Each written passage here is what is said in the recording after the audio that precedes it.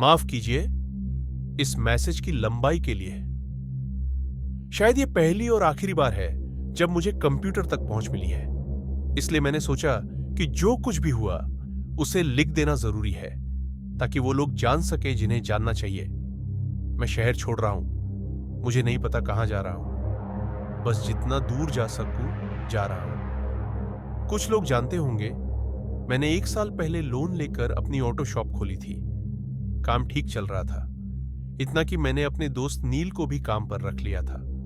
वो मेहनती था और सब कुछ ठीक चल रहा था। फिर एक दिन मुझे रिबेका के साथ लमस क्लास जाना पड़ा और मैंने नील को शॉप संभालने को कहा। जब मैं वापस आया, नील अजीब हालत में था। पूरा शरीर तेल से सना हुआ, चेहरा भी, जैसे उसने तेल पीने की कोशिश की हो। मैंने उसे घर जाकर साफ होने को कहा। कोई क्लाइंट नहीं था तो मैं संभाल सकता था। वो 45 मिनट बाद लौटा, लेकिन अब भी चुपचाप और अजीब सा था। मैंने पूछा, कुछ हुआ क्या? उसने सिर हिलाया। मैंने पूछा, कितने क्लाइंट आए? उसने कुछ बड़बड़ाया। मैंने दोहराने को कहा और वो मेरी तरफ मुड़ा। उसकी आंखें पूरी काली थी, कोई पुतली नहीं, कोई सफेदी नहीं, बस गहराई, जैसे अंधकार खुद मुझे घूर रहा हो। मैं पीछे हट गया, एक शेल्फ से टकराया। जब फिर देखा, वो अब भी देख रहा था, लेकिन अब वो नफरत से नहीं, बस खोया हुआ लग रहा था। बस दो, उसने कहा। एक औरत और एक टैटू वाला बाइक वाला। मैंने सोचा शायद किसी ने ऑयल चेंज करवाया होगा, लेकिन कोई तेल का निशान नहीं था। सब कुछ नील पर ही था। मैंने ज्यादा नहीं पूछा और हम काम करते रहे। अगले दिन उसने लंच लाने की बात मानी। जब मैं खाने गया, उसने चाइनीज लाया था, लेकिन जैसे ही मैंने सोया सॉस डाला, वो राइस में ऐसे फैलने लगा जैसे जिंदा हो, स्क्वर्मिंग ब्लैक टेंड्रिल्स की तरह। मैंने खाना फेंक दिया। कुछ तो बहुत गलत था। शुक्रवार को हम बार गए। नील अब भी चुपचाप था। एक लड़की उससे बात करने लगी और वो दोनों साथ चले गए। सोमवार को मैंने पूछा, कैसा रहा वीकेंड? उसने कहा, ठीक। मैंने मजाक में पूछा, लड़की के साथ कुछ हुआ? उसने हल्की सी मुस्कान दी। पहली बार पूरे हफ्ते में। मैंने सोचा शायद अब सब ठीक हो जाएगा। फिर दोपहर में मैं ऑफिस में रेडियो सुन रहा था और पीछे लगे बुलेटिन बोर्ड की तरफ देखा। वहां कुछ कॉमिक्स लगे थे, गारफील्ड, कैल्विन एंड हॉब्स।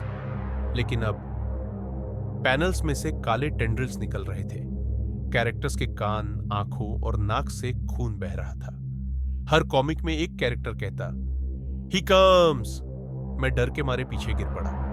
नील को बुलाया, लेकिन वो गायब था। मैंने कॉमिक्स को जलाकर खत्म कर दिया। उस रात मैं सो नहीं पाया। सपनों में वही टेंड्रिल्स, वही आंखें। फिर शुक्रवार को बाहर गया, अकेले। नील अब साथ नहीं देता था। बाथरूम में गया और सिंक से एक आवाज आई, जैसे कोई कपड़ा घसीट रहा हो। धीरे धीरे वो आवाज शब्दों में बदल गई। वो आता है। सिंक में दरारें बनने लगी, लेकिन वो दरारें नहीं थी, वही टेंड्रिल्स थी। मैं पीछे हटा और एक बाइकर से टकराया। उसकी आंखें पूरी काली थी। मैं भागा, लेकिन बार में हर कोई मुझे देख रहा था। आधी आंखें पिच ब्लैक। सबके होंठ हिल रहे थे और मैं जानता था वो क्या कह रहे थे। He comes.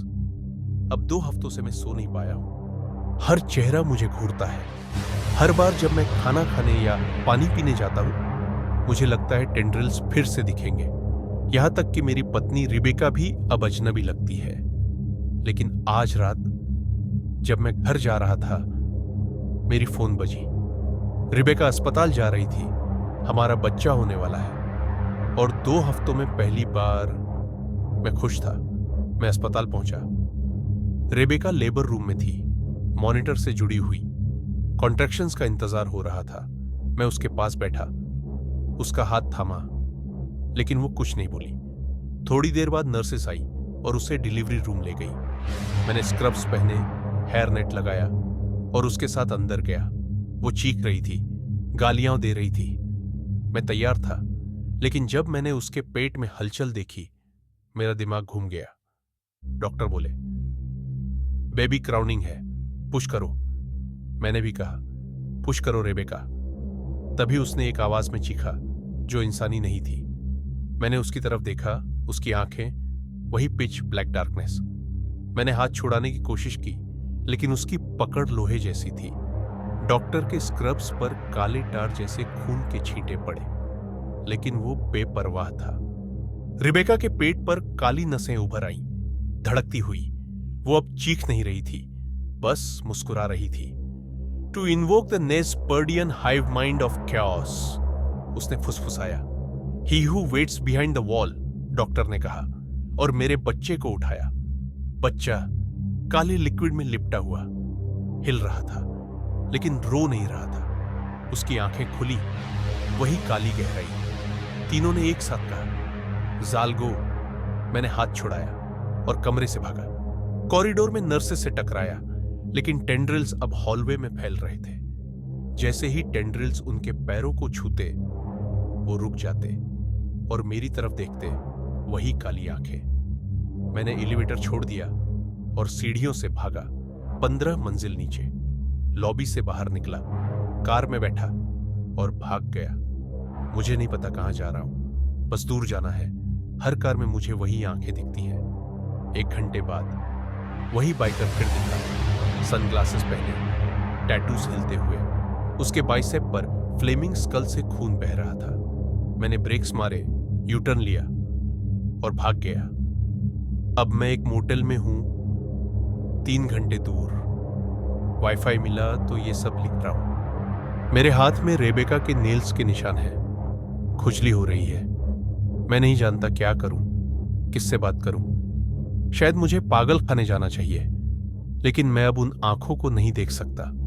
हर नया चेहरा, हर नई नजर मुझे डराती है, क्योंकि मैं जानता हूं वो आ रहा है। और जब मैं सोने की कोशिश करता हूं, वो शब्द फिर गूंजते हैं, ही कम्स।